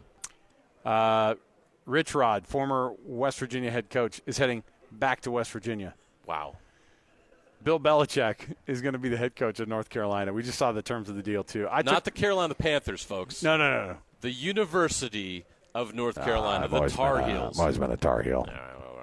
Yeah, you have. We won't talk about that. We're on to Wake Forest. We're on to the Demon Deacons. We're on to Syracuse. So he takes that job. We're on to Cal. $10 million a year, by the way, for your time. No problem. 3-year deal, $30 million for Bill Belichick. And then what was the other coaching one that we were or what was the other? That's it. That's 3 big stories. That's good. That's good enough for now. Nationally and locally that we hit today. That's enough. I got it. No more. I'm exhausted. No. I can't keep track of all this stuff. No, I love it. It's portal season. And you know what's funny is it's coaching. And the coaches are going to be, when the portal ends up, when does it close? When does it close for business for the holidays? Good question. Because when that happens, you see another group of coaches leave again. Because they'll stick around, they'll hang out, they'll get your guys, and then they'll leave again. What happened last year? Nick Saban dropped a bomb on everybody. Yep. After the season was over, and all of a sudden there was a new cycle of coaching changes. So what did they say, too? There were like 700 jobs that ended up being affected by Nick Saban. The butterfly effect of Nick Saban quitting his gig. Insane. It's crazy. Let me see this. I've got the. I was looking at all the things. Oh, we got some tickets to give away, right? It's a Win Ticket Wednesday. I'll give those out in just a second. But I was watching last night. I turn on the Utah Hockey Club when it's 2-1. Okay, it was at the beginning of the third period, and I was driving some kids around, so I'm listening to it on the radio side of things, and I'm coming in and watching it on TV as well. And every time I'd drop somebody off and come home, I'd come back in the house, and the score was drastically different. So it went from 2-1. Then the Utah Hockey Club rattles off 3 goals. At one point, it was 4-3 again. And I said, this team, man, they're doing it. With 40 seconds left. And really, the real problem was at the end of the second period when the Wild put 2 goals in the net in 36 seconds. That was absolutely killer. Because you go from being up 1-0 for the majority – for the end of the first period – for the majority of that second period, and right before the period ends, boom, you give up 2 goals, and then they do the thing where they fight back. And I know the overtime goal or the overtime loss gets you a point, great. But we were just waiting for this team to string off 4 or 5 wins in a row, and to be able to do it on the back of the Wild, who are the top of your division. That would have been even more sweet. But they go to overtime, they lose. I was glad to see it go to shootout. That was actually something that my kids enjoyed. First time in franchise history. It was cool, but it wasn't cool when they lost. But yeah, there you go. I mean, it's hard because is it a bad loss? No, but it's a missed opportunity. And Utah Hockey Club at the end of the season might miss the playoffs by a point or 2. Oh. And you're going to look back at some of these losses and think, man, they could have made the Stanley Cup playoffs in their first year here if they would have just beat Minnesota. They had a lead with 45 seconds left, empty net, and they gave up a goal to let it tie and go to overtime. They had a chance to win it. They were 45 seconds away from a win over the best team in the NHL right now, and that's tough. That's I'm gutted for them, but they'll learn from it, and they're playing good hockey right now. That's the thing. If you're a Utah Hockey Club fan, you need to be positive and upbeat about this because they're scoring goals. They're in these games. They're going to start winning these games more than they're losing them. It was a fun game though last night. Yeah, it was. I feel like that you've gotten a lot of those, and the overtime games. If you were to give a summation of the season, they're like, just give me a snapshot of what these games. The season has been a 5-4 overtime loss for this. they get the point. They're looking pretty good, and there's a lot of promise there. But it's been these high-scoring. It seems like there have been a million of these 5-4, 4-3, 5-4 kind of games in overtime. So there you go. All right. Stay with us, 97.5 the KSL Sports Zone. Covering the Utes better than anyone else. This is Ute insider Steve Bartle of KSLSports.com on 97.5 the KSL Sports Zone.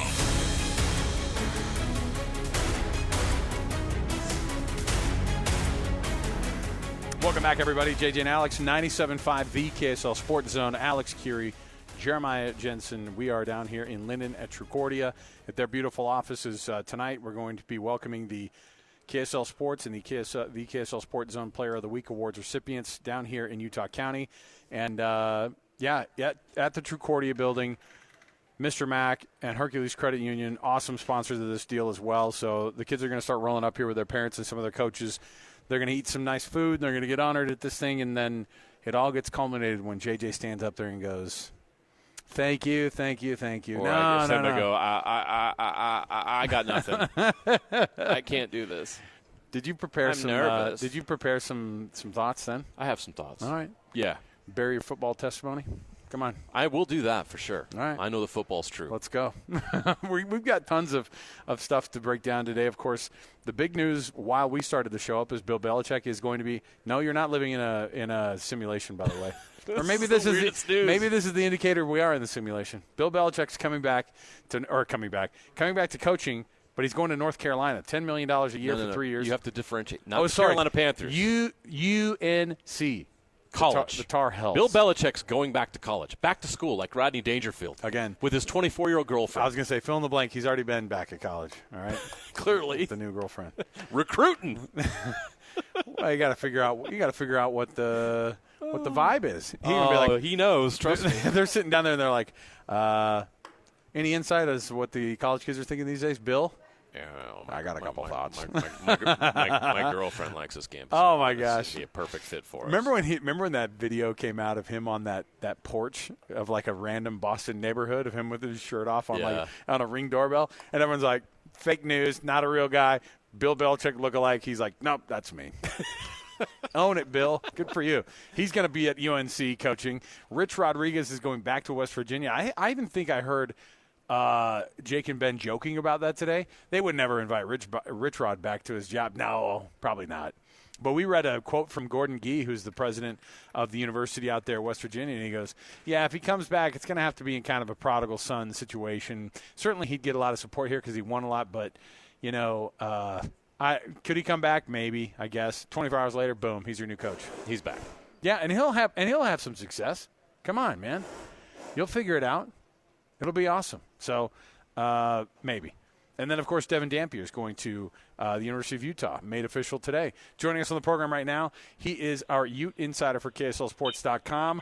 The news was made official. I know it wasn't a total shock to see Devin Dampier signing with the Utes, Steve, but how big of a pickup is it out of the transfer portal to get one of the most productive quarterbacks in college football up on the hill?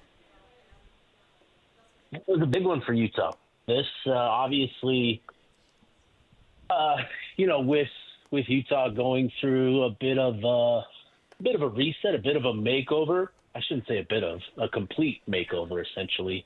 This offseason with the new offensive coordinator and Jason Beck, to get the quarterback that he coached last year, that's pretty big. So, now Utah has a quarterback with valuable experience under Beck in that offense, and it's going to allow them to move forward with a pretty exciting piece to highlight and to talk about. And with Devin Dampier, he comes from Arizona. He's a pretty popular guy. He knows a lot of players from the area. He played at two really good programs in Phoenix, and that's going to be beneficial for Utah as well. Hopefully, in the sense of bringing others to join him at Utah this offseason. So this was a big one for Utah in a number of different ways. And, it's good that they got it done, got it announced early so that they can now move forward the rest of the portal cycle with him, him in the class. It's huge news today for Utah, badly needed for this program, for the fans, a huge positive step forward. This obviously he's a difference maker. What he did at New Mexico is pretty impressive. Let's dig into that, Steve. What made him so special at New Mexico, and how do you think that will translate now to the P4 level? Yeah, he was dynamic through the air, on the ground. He finished with over 2,700 passing yards and almost 1,200 rushing yards. He ran for 19 touchdowns. That's an absurd number, 19 touchdowns, right? Like, think of Tavion Thomas a couple years ago when he was just running his way to the end zone seemingly multiple times a game. He ended up with, 22, 23, something like that season. So Dampier finished with 19 last year. Obviously 12 touchdowns through the air and 12 interceptions. There's work to do as a passer. But I think what this gives Utah is a guy that is going to help you move the chains and move the offense and be productive in both phases of the game. He's going to allow you to be he gives you a piece that can allow the offense to be efficient and also explosive. I think what's really exciting is that, Dampier's pretty rough around the edges. He's got to round out his game, but there's a lot of potential with him as a passer. According to Pro Football Focus, they have this stat that they measure. It's called big time throws. It's essentially, any sort of throw that has excellent ball location and timing, typically into tight windows. So the sort of throws that get you out of your seat, right? Like, that's the sort of throw we're talking about. Dampier registered 22 big-time throws in college football, which is the 10th most among 96 qualified quarterbacks. So that's pretty significant. And it's not just that New Mexico was throwing the ball a lot. It's not just a product of high volume. His 5.1% big-time throw rate was the 20th highest rate among those same 96 quarterbacks. So, there's obviously talent that speaks to his talent level. Obviously, he needs to cut down on the interceptions. But what's interesting about that is he actually had one of the lower turnover-worthy play rates, which is another Pro Football Focus stat. He finished, 16th lowest in that metric among those same 96 quarterbacks. So you're getting a guy, when you look at the raw numbers, you see the 12 interceptions, you see the 57.9% completion percentage, and you just think, oh, this guy, he's an athlete first, quarterback second, but there's actually a lot of potential here as a passer. Obviously, his dynamic athletic ability, that's going to be key. And what's interesting there is he converted 72 first downs on the ground as a rusher, which is actually let me see here, I wrote it down, the 15th most among all quarterbacks and running backs. So he converted 72 first downs on the ground, and again, he finds a way to impact games positively. And I think coming to Utah and having that in place now under Beck, moving into year 2 in the same offense for him, even though it's a different location, I think is big for both Utah and for Dampier to help him, along his progression. This was when you see these announcements, then you start to look around and go, okay, what does the rest of this do to the class that's out there that they're trying to re-recruit? You think of Isaac Wilson. Is that a guy that now this is the – if you're hoping that he comes back to Utah, an announcement like this makes it actually a lot less likely, or is there some version of Isaac coming back and wanting to be a part of this program with Dampier coming to Utah, who's going to have 2 years of eligibility left? Yeah, so that's going to be interesting. I had heard that Isaac Wilson actually had the door open to him to return despite him leaving or despite him entering the portal, which is, something as we've covered Utah over the years, that door open to return hasn't been open to everybody. And so I think that was pretty telling.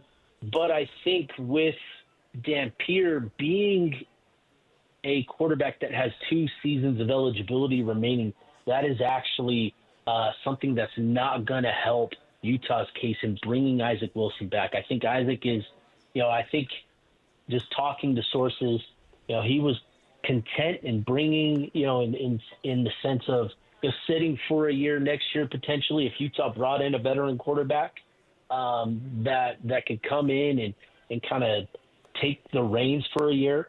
But the 2 years, just given kind of the volatility of the quarterback position in college football, having a quarterback with multiple seasons of eligibility potentially being in place, for 2 seasons, it sounds like that's going to be a little bit too much for Isaac Wilson and his camp to accept it. So it probably impacts Wilson's potential to return for Utah, but with Utah, they're going to continue to look for somebody else to bring in behind Dampier as well. I think they're going to be pretty locked in on bringing in a backup quarterback from the transfer portal as well. They have the 2 quarterback signees in the class in Jamarian Ficklin and Wyatt Becker, but I think Utah also wants to bring in another quarterback, potentially, recruiting Brandon Rose back to the program as well. We'll see what happens, but I do think Utah wants to bring in another quarterback with Dampier as well. You mentioned the importance of locking in Dampier early so they could go out and finalize this roster. What's next for Utah?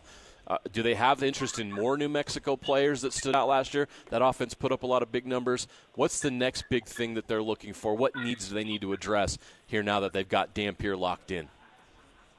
Yeah, so the next couple of steps for Utah is going to be the skill positions, the running back and receiver positions. You can flip a coin at essentially which one needs help most. I think if you're looking at both position groups, there's some exciting young talents, but there's not a lot of depth, at either position. At running back, you've got Mike Mitchell still in the program. You're bringing in 2 exciting freshmen in the class in Racing Guillory and Daniel Bray.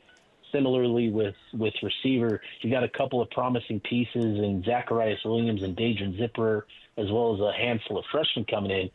Those are the 2 positions that I think Utah is going to work the hardest on, in the portal moving forward.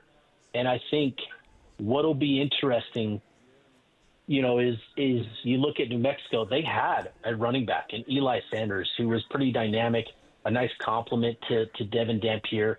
That makes a lot of sense. There's a lot of relationships that Eli Sanders, again, another product of the Phoenix area. He's going to be a guy that I think everybody looks at. But, Utah's they're going to, look across the country for help at running back. And just looking at the market, a guy like Wayshawn Parker out of Washington State, I know is somebody that they have a lot of interest in. He's a guy that, Washington State last year ran for about 800 yards and a handful of touchdowns as a freshman, which is exciting. He's going to be a priority. Quentin Joyner out of USC, showed some flashes for the Trojans last year. He's a little bit bigger at 6 foot, 215 pounds. He's going to be another running back. And I think that's sort of the back that Utah is looking for is, bigger back, more dynamic back, and that sort of thing. At receiver, there's a couple of New Mexico receivers that hit the portal, Luke Wysong, Ryan Davis, and Caleb Medford. Those are going to be guys to keep at the top of your watch list if you like to follow this stuff pretty closely. But there's going to be a lot of other receivers that there's not going to be. There are a lot of other receivers that Utah is currently involved with. Keep an eye on Joseph Williams from Tulsa, who entered the portal after a true freshman All-American campaign at Tulsa. I think he finished with just shy of 600 yards. He's going to be a guy to keep an eye on. D.T. Sheffield out of North Texas is another productive receiver. He's a veteran that I think has 1 year left remaining. He's eyeing a visit to Utah potentially next week. And then there are a couple other receivers that Utah is going to be looking at. And then, moving forward on the other side of the ball, defensively, Utah is going to have to address the cornerback position. We've seen a number of offers go out to that side, to that position today and yesterday as well. So, Utah is going to move forward pretty determined to add to those groups, and we'll see what comes. Cam Calhoun jumping into the transfer portal was also one of those things we didn't expect because he had tweeted out already the Utah man am I. And, we've seen a lot of people get burned in the transfer portal, but, on the one hand, you get grumpy about guys and their loyalties and things. I just don't do it anymore just because these guys go into the transfer portal and they're going to do their own thing, fine, whatever. But replacing that high value guy who was going to likely be a starter for the rest of his career at Utah, that's a tough one for that defense because you just thought he was going to be one of these solid pieces that's going to be around for a long time. Yeah, it's interesting, right? It's just kind of a sign of the times. College football right now is, one day you're feeling good about something, the very next day, right, it can all change. And that's just sort of the issues here with college football. And look, like, obviously with Calhoun entering the portal, it's tough for Utah, right? This is something that, you can look at Utah as sort of the victim here. But this is also something that Utah has benefited from themselves, in past cycles. So this is just kind of the nature of the business. And I think that's kind of the biggest issue right now is there's no finish line. There's no safe space. There's no exhale, right? Like, okay, we've got them signed. It's over. It's done. We don't have to worry about them anymore. We've agreed to a deal. We don't have to worry about it. It's constantly, you're recruiting your own guys constantly. Even when you've agreed to terms, there's always the chance that somebody else can come in with a higher number in terms of compensation for these guys. And that is kind of the biggest issue right now in college football is just this need to constantly re-recruit and then re-recruit the same guys. Right. It's taking up a lot of time, and you're going to see, I think, adjustments and changes come. I don't know how soon, but obviously with the revenue sharing and what that's going to bring, it's only a matter of time before we see collective bargaining and this turn more and more into professional sports, which I think is a good thing given the fact that there already is money in it. We know what it is. Don't call it pay for play, but that's exactly what it is. It's just a matter of time before we get more regulation, which is absolutely necessary because this is the sort of stuff and headache that is driving a lot of these coaches out of the game. Yeah, I can't imagine what it's like to be a coach right now, especially if you're a longtime coach that used to do things the old way. But Kyle Whittingham has decided that he wants to take on the challenge for at least one more season, and the staff's back, and that's exciting for Utah.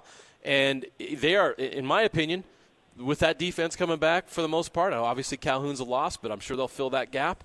If you pair a really good dynamic offense with this defense, Utah will bounce back nicely next year. So Kyle Whittingham and Morgan Scalley obviously believe that Jason Beck would be able to deliver that. Why is he the right fit for that job? Why do they believe he can do that for them? Yeah, and I think that's an important thing to make clear of is that this was Kyle Whittingham and Morgan Scalley's, both of them signed off on Jason Beck, and I think that's important to recognize here. And I think with Jason Beck, you look at that offense and what they were able to do at New Mexico. I think the most encouraging thing that you can take away from what New Mexico did with that offense was that, against 3 Power 5, Power 4 programs in Arizona, Auburn, and Washington State, the offense averaged 32 points per game, 484 yards per game, and a darn near even split, 50-50 split of 242 yards rushing, 241 yards throwing. And I think, when you consider what New Mexico, the talent deficit that they're in against those teams, Arizona, Washington State, and Auburn, they were able to still produce, offensively. And I think when you look at some of the offensive scheme and what they like to do, it's built around the run, obviously with Devin Dampier, but it creates opportunities to be efficient. I shouldn't say creates opportunities, but it allows the offense to be efficient. That's what it's built on, is efficiency, given the ability to run the ball as efficiently as they do, but also create explosive opportunities, which again is highlighted by Devin Dampier's 22 big-time throws. And so I think that is what's exciting. And with Beck, you know, he's got a good track record. He's got a good history. You know, a lot of people that have worked with him have raved about his ability to coach and to develop. And I think that's a key thing for Utah moving forward.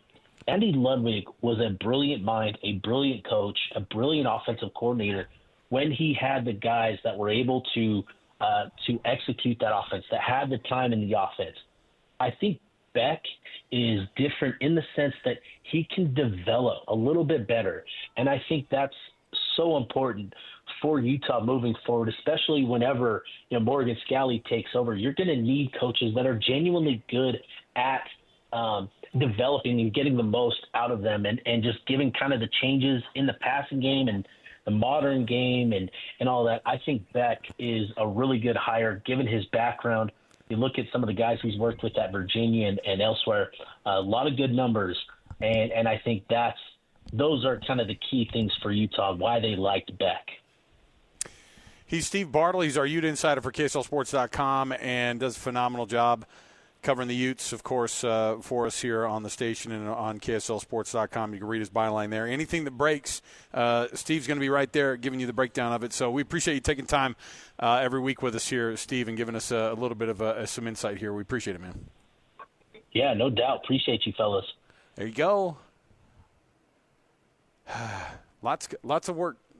Steve thought maybe we'd be heading into the Christmas break, a little bit of a Steve's going to be busy. Hey, they're not in the Rose Bowl they're not in the Rose Bowl for the first time, in a minute. So he mentioned the running back at New Mexico, Eli Sanders, is in the portal, and obviously the decision by Devin Dampier has the attention of Eli Sanders. Eli Sanders, a bunch of googly eyes on Twitter. Don't you love he has big eye emojis on there? Oh, that must mean something. What's that kid saying with his big eye emojis? Oh, let's break it down. Yeah, next. Eli had no idea Devin was coming to Utah. Surprise, surprise. It's like, wow, eyeball. And then a day from now, Eli Sanders coming to Utah. Whoa, what a surprise. Come on. Hey, come on down, man. Eli Sanders is a 1,000-yard rusher. They could use him. They absolutely could. All right, we'll take the break here before we do. More to go right around the corner. We've got tons to break down. This portion of the show is always brought to you by the folks at Trajan Wealth, TRAJAN Wealth.com for all your trusted local financial needs. TrajanWealth.com. We'll take that break and we'll come back. We've got some NFL to break down next. 97.5 EKSL Sports Zone. All the latest news and notes from the league and the locals in the NFL. JJ and Alex bring you the NFL Blitz on 97.5, the KSL Sports Zone.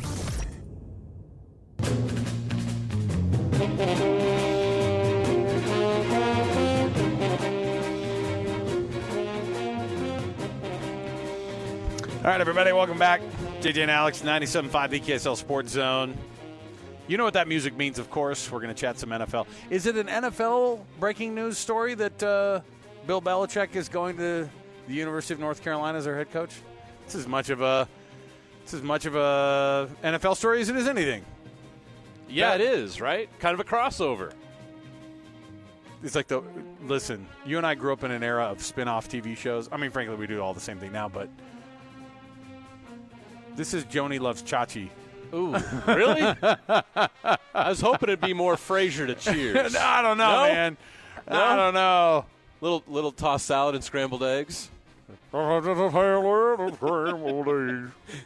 too much TV when I was a kid. Listen, that's a good right point. There with Is Belichick going to be Frasier? Is he going to be Joni Loves Chachi? Is he going to be bad spinoff? Is he going to be Jumping the Shark like the Fonz? Absolutely. This could go bad. I don't know. Listen. You know what, though? I want it to work for the sake of us being able to go. What I don't want is for him to struggle because there's so much that goes into this. It's not going to be an indictment on whether or not he's a good coach or not, or if he knows football or not. Yeah, his legacy is crystal clear. But at the same time, you'll get people who go, yeah, but then he coached in college and he sucked. You'll get that if that's what happens. And that's where I don't know. It's you got to pay the man $10 million a year for the next 3 years, but there you go. First up officially on our NFL roundup here. By the way, during the break, you heard that just as an aside. I think Walker Kessler, we've been listening to his his quotes all day from his media availability during our Jazz at 30 updates. He just sounds more grown up, doesn't he? Yeah, he does. We forget how young he really is. Right, and he's playing more mature, it seems like. He's turned a couple corners, I think, this year. He's looking pretty darn good. And then he sounds better. I think there's a lot of this growing up stuff that these guys are doing, and I think Walker Kessler, he sounds more grown up, it seems like. Yeah, for sure. And I think you're seeing that in the play. You forget how young these guys are. It takes time to develop. Yeah. And they're going to have ups and downs, and he certainly has had his ups and downs, but yeah, I like what he's doing like right now. I like the progress he's made. Certainly bounced back from a down year last year, and you're right, he sounds more mature. Noah Brown likely going to hit the IR with a, quote, significant injury for the Commanders. That's a big blow for them. Yeah. You know, they had such a hot start, and now they're kind of just getting a little bit lost in that NFC East that is a weird freaking place. They go in the wrong direction because it's pretty competitive. You see the Rams making a charge here. Yeah, well, and you think about how There's bad some teams on the other side of that 7 spot that want that last spot. That division is it's wrapped up by the Eagles basically, and then the Commanders are pretty good. But when you start to look around at the other divisions, you better start making a move here because obviously the Cowboys and the Giants stink in your division. But you know that's a blow to them. Patrick Mahomes on the Chiefs' upcoming schedule. By the way, get the. Have you prepped your smallest sad instrument over there to play? We got a sad trombone. Just the sad. I just need you to prep. I need you to prep the world's smallest violin playing a sad song for Patrick Mahomes. Nobody cares, Patrick. It's not a good feeling. We have to play 3 games in 11 days. Meh. Okay. Listen, let me tell you how it's going to go. How many breaks is that team? You're going to win every one of them on a last-second field goal, either that you block of the other team or that doinks off of the – listen. Or they're going to do something like the Cowboys did against the Bengals on Monday, and the Chiefs will benefit from it. They always find a way. The Chiefs just find a way. Well, the Chiefs – look, and I like Andy Reid. I'm fine with it of course, with Patrick Mahomes. I just don't – it's hard to hate that team, I'll be honest. I'm a Broncos fan. I've really struggled to hate them because I love Andy Reid. I have a lot of respect for Patrick Mahomes. But – as soon as Kelsey started dating Taylor Swift. Oh, you're over the edge. That's all I needed. You were done after that. I can't stand him now.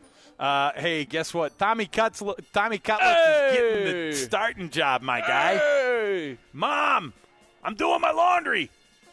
Mom! Meatloaf! The boys are coming over. Is he still living there at home this year? Yeah, why not? Oh, sure. If Ma's doing laundry and making chicken cutlets, are you moving out? Tommy Cutlets is going to get the start. This is a team that's lost 8 in a row, by the way. That coach is Dable's so fired. Oh, that poor guy. The Giants are a mess. So Drew Lock is going to be out with this heel injury, and so Tommy DeVito comes in. And I don't know what their backup quarterback situation is. Might be Isaac Wilson at this point. Isaac Wilson announces he's signing with the Giants. Might as well. They're all right out of the transfer portal. Get that kid here. He's got his with that being said ready to go. Well, look, we'll develop him. And frankly, I feel like he'd do just as good of a job as Tommy DeVito would. I think so, too. I remember they put DeVito in last year, and they were like, don't throw the ball once. And he just kept taking, like, wildcat snaps and running around the edge and getting tackled. Saquon Barkley isn't going to save you now. Nope, absolutely not. Okay. Stay with us, 97.5 The KSL Sports Zone. Wrapping up the hour with our picks for the best and worst moments on today's show. As JJ and Alex want to hear your best and worst of the day.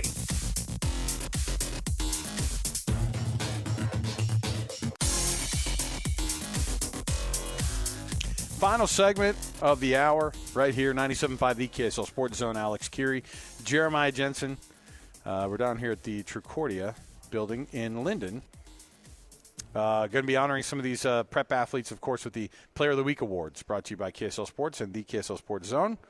And, of course, the best and worst brought to you by the Doug Smith family of dealerships at American Fork and Spanish Fork, and now in Linden, where you can find their new Kia dealership. And then, of course, next Wednesday, we're going to be out at the Doug Smith Mitsubishi, where we found ourselves now being friends with Chris Smith there at the Mitsubishi. Yes. By the way, week after week, I just keep getting sold on those Mitsubishis. That $398 a month, $398 down lease on that $50,000 EV is really tempting. Yeah. Well, we'll be out there on Wednesday to shove it in our face again. There you go. Best of the day. Spencer Fano named a finalist for the Polynesian College Football Player of the Year award. If you'll recall, Zach Wilson won that one a couple of years ago. Yes, he did. Yeah. He deserves it. Great honor. He was borderline All-American this year. Here's the thing is we knew he was on good. an offense that really struggled. I know. We knew he'd be good. But I don't know. I didn't think we thought he was going to be first team all Big 12 sophomore season good. No. And in a conference that's, by the way, like the entire second team was all Kansas and Kansas State. The guys who were the preseason, they thought they were going to be the first team guys. And Spencer Fano and Caleb Etienne from BYU also just rolls in. So, but Spencer Fano, of course, has that local deal, and this is it's a big deal for us to be able to have a guy like him who could be honored. And so there you go. Yeah. I'm trying to figure out if was there a worst today? We had a lot of worst. Is Bill Belichick getting a college job the worst?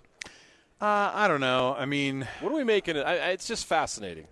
I kind of like I'm very curious to see how it all plays out. Well, I did read a story that I was like, I want to complain a little bit about this. So Gus Malzahn said that the reason he moved to Florida State is because of all the dramatic changes in coaching in college these days. Yeah. And he says, well, yeah, it's just hard. So he walked away from $15 million guaranteed that he was going to get $5 million, by the way, next year as the UCF head coach. That's crazy money for UCF. So instead, he signed a 3-year deal. Is going to pay him $1.5 next year. He's walking away from a lot of money. But he just said, yeah, job description of head coach of college football has changed dramatically. And the transfer portal, collectives, agents, all that. I'm an old school football coach, and that's all I want to do. So he's moving back into the OC role so he doesn't have to do all that head coaching BS. But I will let you know, Gus, you will be called on to do the recruiting situation, and they're going to use your name a lot, and you're going to have to be out there. You're still going to have to deal with it. And by the way, guess how $1.5 million of your contract is paid, all right? On the backs of these kids who you don't want to pay any money, okay? Yeah. I'm sure he'll fly first class, so he'll be fine. Don't worry about Gus. All right. Hey, by the way, want to thank still all the sponsors that have been awesome with these the Utah Player of the Week award, the Player of the Week awards down here in Utah County, being honored from KSL Sports and the KSL Sports Zone. And Mr. Mack, you're going to find everything you want to be able to arrive in style, whatever it might be, for whatever occasion.